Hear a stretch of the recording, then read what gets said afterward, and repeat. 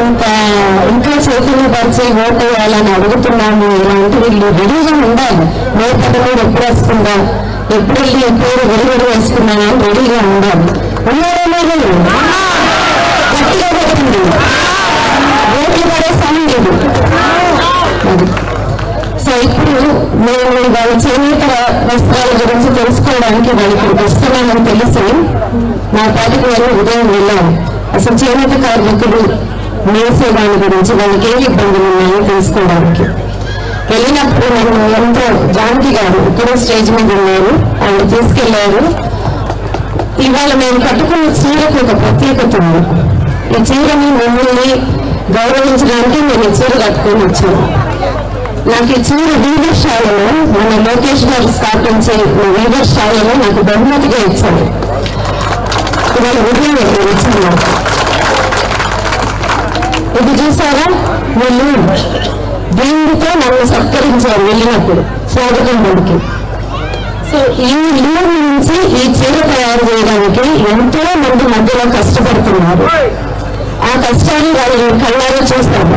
అంటే చాలా వరకు మనం వీవర్స్ అంటే మామూలుగా పట్టణంలో ఉన్న వాళ్ళకి అందరికీ మగ్గం వృత్తి అంతవరకు తెలుస్తుంది. మగ్గం మీద వేస్తారు, చీరకు చాలా విలువలు. కానీ ఆ మగ్గం వరకు వచ్చే ముందు ఇంకా చాలా మంది కష్టపడుతున్నారు. దాని ముందు అంటే దీని ప్రాసెస్ లో ఆ కాటన్ అంటే పత్తి నుంచి వచ్చే దానిని ఇలా లూన్గా తయారు చేయడం, ఆ వచ్చిందాన్ని బ్లీచ్ పెట్టి కలర్స్ వేయాలంటే వాళ్ళు ఆ బ్లీచ్ నీళ్ళల్లో నుంచొని కంటిన్యూస్ గా ఆ కాటన్ మంచిగా చేసుకోవాలి.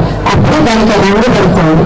ఆ తర్వాత రంగు వేసేవాళ్ళు విపరీతమైన వేడి, యాసిడ్ అలాంటి పొగల మధ్య వాటికి రంగు చీరకి రంగు వచ్చేటట్టు చేస్తున్నారు.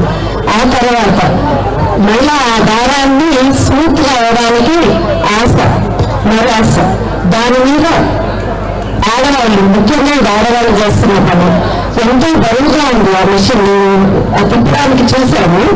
అలాంటి దాని మీద 2 గంటలు ఉంటే కానీ వాళ్ళకి ఆ రోజుకి ఒక ఇది తయారవుతుంది.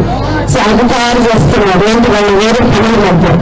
అక్కడి నుంచి మళ్ళా దొరుకుతారు దానికి. అంటే ఒక నేయడానికి ఈ చీర పొడి ఉంటుంది కదండి, ఆ పొడవుని మళ్ళీ దాన్ని తయారు చేయాలి. మధ్యలో దానికి గంజి, దాన్ని దువ్వటం, ఇంత ప్రాసెస్ చేశాక మనం ఇంత హాయిగా చీర కట్టుకోగలుగుతున్నాం. సో ఈ చీరకి ఈ చీర వేసిన వాళ్ళందరికీ సర్టిఫికేట్ ఉండలేదు. ఉద్దేశం రాబోయే ప్రభుత్వాలు ఎవరైనా దీన్ని మంచిగా చూసుకొని దాన్ని కాపాడుకోవాలి. ఆ వృత్తి విద్యలు ఉన్న వాళ్ళని నిలబెట్టుకోవాలి.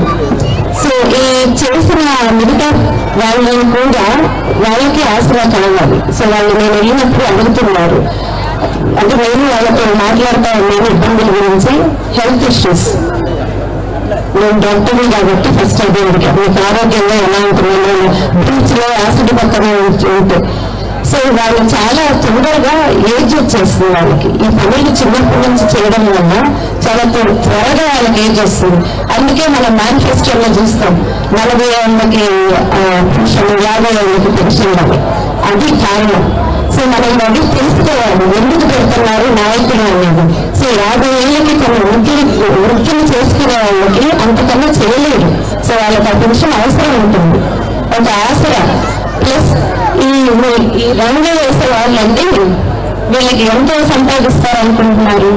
వాళ్ళ రోజు కూలి 500 రూపాయలు. ఆ 500 కూడా 100 ఉన్న రోజు. వాళ్ళకేమి వర్షాలు పడినా చలికాలం ఉన్నా వీళ్ళు 3 రోజులు పడుతుంది వారటానికి. సో వారి వాళ్ళు మళ్ళా చేస్తేనే వాళ్ళకి 500 వస్తాయి. సో దీన్ని బట్టి మీరు అర్థం చేసుకోవచ్చు వాళ్ళ చేతికి ఎంత డబ్బు వస్తుంది అని. అలాంటి వారికి ఉన్నారు. అంటే ఒక నాయకుడి నిజమైన లక్ష్యం ఏంటో తెలుసా? పదవి ఉన్నా లేకపోయినా ఒకే విధంగా ప్రజల కోసం పనిచేయడం. అది లోకేష్ గారు చేసి నిరూపించారు. అది నిజమైన నాయకుడి లక్ష్యం. అంటే ఇక్కడ మన అమరావతి రాజధాని కాబట్టి ఇలాంటి నాయకులు ఉండి ఇలాంటి చేయాలని మనస్తత్వం ఉన్నప్పుడు ప్రజలకి అది చాలా శుభసూచకం. ఇప్పుడు మాలాగా ఫౌండేషన్ బట్టి చేసే వాళ్ళు కూడా చాలా మంది వస్తారు. ఇప్పుడు ఎందుకు రావట్లేదు? ఇలాంటి భయంకరమైన ప్రభుత్వం ఉంది కాబట్టి. నాకు అన్ని తెలుస్తుంది. రాజస్థాన్ ఇసుక మాఫియా, ఇలాంటి గ్రావెల్ మాఫియా, అమరావతి నేను ఎన్ని ప్రత్యక్షంగా చూసా. నేను సామాన్యంగా ఎవరో అన్ని ఊరికి వెళ్ళి నమ్మాను. నేను వెళ్ళి చూసా అమరావతి కట్టడానికి ఎక్కువ ఇల్లు, ఇసుక మాఫియా అన్ని. ఇప్పుడు అన్నదాత గారు చెప్తుంటే అయితే ఇది మాటలే లేవు. ఇప్పుడున్న దుస్థితికి మనకి ఎంతో మంది సహాయం కావాలి. సో మన నాయకులు కార్యకర్తలు ఎంతో త్యాగాలు చేసి సర్దుబాట్లు చేసుకుని ఈ కూటమి ప్రభుత్వాన్ని నిలబెట్టారు. అంత తేలిక కాదండి. ఇంట్లోనే ఎన్నో మనం ఒకసారి తల్లికి పుట్టిన పిల్లల్ని కొట్టుకుంటాం. అలాంటిది పెద్ద పెద్ద పార్టీలు తగ్గి చేస్తున్నాయి అంటే మన ఆంధ్ర రాష్ట్రానికి అది వరంగా భావించాలి. ఆ ఛాన్స్ ని మీరు ఓట్ల రూపంలో మెజారిటీ లేక చూపించాలి. గెలిపించడం నేను అడగలేదు, మెజారిటీలు. సో దానికి మోడీ గారు ఒక చిన్న క్లుప్తంగా చెప్పేశారు ఆ విషయాన్ని.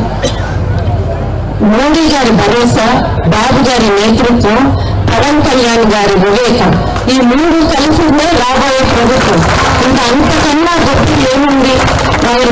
గత 3-4 రోజుల్లో తిరుగుతా ఎంతో భరోసా ఇస్తున్నారు అమిత్ షా గారు కానీ మోడీ గారు కానీ మన ఆంధ్ర రాష్ట్రానికి వారు చేయబోయే అభివృద్ధి. అమరావతి రాజధాని, పోలవరంని 2 సంవత్సరాల్లో కంప్లీట్ చేస్తాము. ఇక్కడ పోర్ట్స్ బిల్డ్ చేస్తాము, హైవేస్ బిల్డ్ చేస్తాము. ఈ ప్రభుత్వం ఉంటే అభివృద్ధి లేదు. అలాగే ఇప్పుడు మీరు చెప్పారు చూడండి, ఈ గోరాలు చేసిన నాయకులు ఆయన వాళ్ళ పిల్లలు చెప్పారు మోడీ గారు, ఈ ప్రభుత్వంలో ఇలాంటి పనులు చేసిన వాళ్ళని ఎన్డీఏ కూటమి వదిలిపెట్టదు అని. సో ఇంత భరోసా ఇచ్చాక మనం చేయాల్సిన చిన్న పని ఓటు వేయడం, మెజారిటీలు తెప్పటం. ఇక మీరు లోకల్ గా ఈ కులాల నుంచి వాళ్ళు నుంచున్నారు, వీళ్ళు నుంచున్నారు, ఎలా ఓటేయాలా, ఇలాంటి ఆలోచన, ఇలాంటి చిన్న చిన్న ఆలోచన దయచేసి చేయమంటుంది. మన పిల్లల కోసం, మన భవిష్యత్తు కోసం మనం ఓటేసుకున్నాము. ఆ తర్వాత ఓటు వేయడంతో మీ బాధ్యత ముగిస్తుంది. తర్వాత ఇంకొక పెద్ద మహత్తర బాధ్యత, కార్యము మా మీద ఉంటుంది. అది మేము తప్పకుండా చేస్తాము, శక్తి వంచన లేకుండా కృషి చేస్తాము అని మీకు మాటిస్తున్నాము. ధన్యవాదాలు.